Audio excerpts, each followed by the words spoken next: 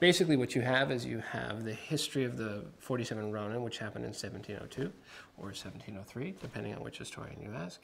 And you have the tradition of Chushingura. And the tradition of Chushingura is the telling of that story.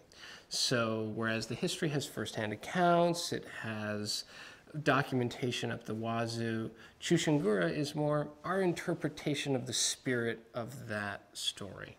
And the spirit of that story is about loyalty, it's about honor, it's about revenge, it's about sacrifice, and it's about all of the things that we think of in Bushido, which is a code of conduct and a code of honor in that time.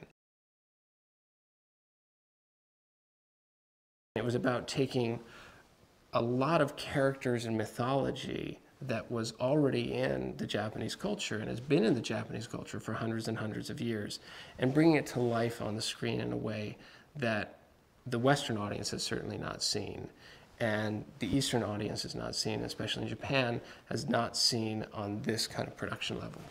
So the idea was 47 Ronin as a history, as an inspiration for the valor of those men, but view it through the eyes of a fantasy, and a fantasy that's grounded on Japanese mythology.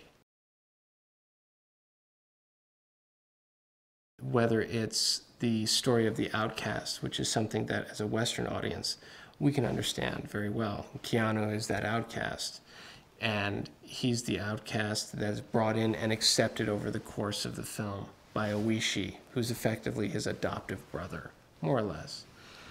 It's the story of revenge between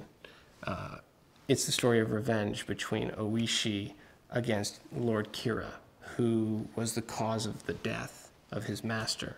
So it's Oishi seeking revenge for the death of his master. It's a love story between Mika and Kai, which is a love story that can never be. So these were all the things that we set out to do to make those types of connections. When we started out to make this film, we worked together every single step of the way. And during the shooting of it, we worked together every step of the way. And he is as good a guy as you could ever imagine.